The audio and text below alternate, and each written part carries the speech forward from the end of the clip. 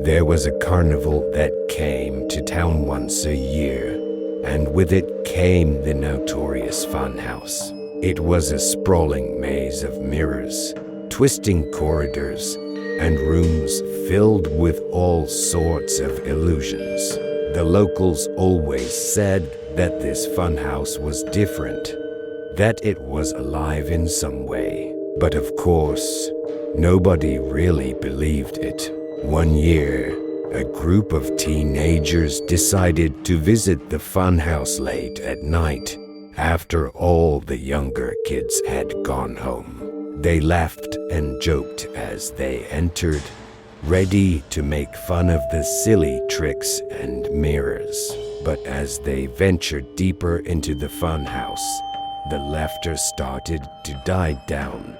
The corridors seemed to stretch longer than they should, and the reflections in the mirrors became distorted, showing faces that weren't quite their own. One by one, the group members began to disappear. First, it was just a couple of kids who took a wrong turn and didn't come back. Then another one vanished right in front of the others, her reflection dragging her into the mirror itself. Panic set in, but no matter how much they ran, they couldn't find the exit. The last remaining teenager found herself in a room filled with mirrors. Her reflection stared back at her, but something was wrong. It wasn't mimicking her movements anymore. Instead, it was smiling, a wide, malevolent grin. She backed away, but there was nowhere to go. The reflection started to step out of the mirror, reaching for her. She screamed, but no one heard her. The next morning, the funhouse was just as it always was. The carnival workers opened it up, and the crowds came in, none the wiser. But if you looked closely into the mirrors, you might see the faint outlines of faces, screaming silently, trapped forever within the glass.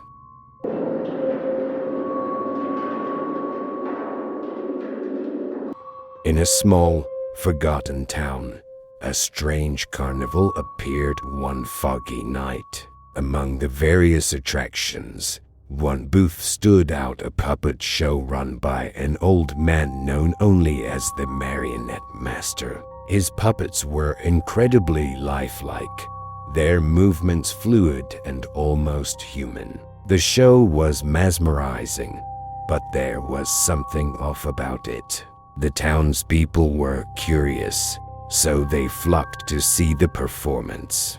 The puppets danced and sang, telling stories of far-off lands and ancient tragedies. The audience was entranced, but some felt an eerie unease, as if the puppets were more than just wood and string. One night, a young woman named Clara decided to stay after the show and speak with the Marionette Master. She was an aspiring artist and wanted to learn how he made his puppets so lifelike. The old man was kind enough, though there was a strange glint in his eye as he invited her backstage. When Clara stepped behind the curtain, her blood ran cold. There, in the dim light, she saw row upon row of puppets, each more lifelike than the last. But then she realized they were too lifelike. Their eyes followed her as she moved, and she could swear she saw one of them blink. The Marionette Master smiled, a twisted, knowing smile. He explained that his puppets were special, that they were not merely crafted from wood. Instead, they were made from those who had stayed too long at his carnival.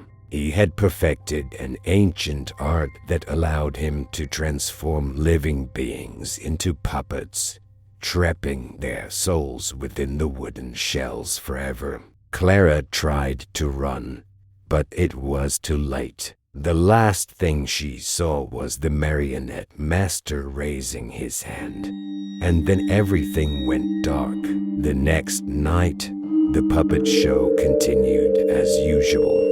But if you looked closely, you might notice a new marionette on the stage, one with a striking resemblance to the young artist who had disappeared the night before.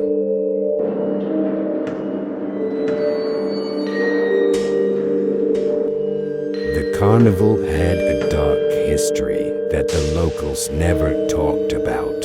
Years ago, there had been an accident involving a clown that had left a deep scar on the town as collective memory. The clown, named Smiley, had been a beloved performer, known for his silent acts. He never spoke a word, but communicated everything through exaggerated gestures and expressions. One night, during a particularly stormy carnival, Smiley had been performing in the main tent. As the storm raged outside, something went terribly wrong. The details were hazy. Some said the tent pole snapped. Others whispered about a sudden fire. But whatever the cause, Smiley was found dead after the chaos, his face frozen in a grotesque smile, even more unsettling in death. After that night, the carnival left town, but Smiley's ghost was said to linger. Over the years, people reported seeing a silent clown wandering the empty carnival grounds late at night. He was always smiling, but there was something sinister about it, as if his death had twisted his soul. One evening, a young boy named Tommy snuck into the abandoned carnival grounds with his friends. They had heard the stories about Smiley, but they didn't believe in ghosts. They left as they explored the decaying rides and empty tents, daring each other to go deeper into the shadows. But then, Tommy saw something moving in the distance. It was a clown, dressed in tattered old clothes, his face painted with a smile. The boy's laughter died in his throat as the clown turned to look at him. Smiley's eyes were hollow, and his grin stretched impossibly wide. Terrified, Tommy tried to run, but no matter which way he turned, Smiley was always there, silently watching him with that unnerving grin. The other boys heard Tommy's screams but couldn't find him anywhere.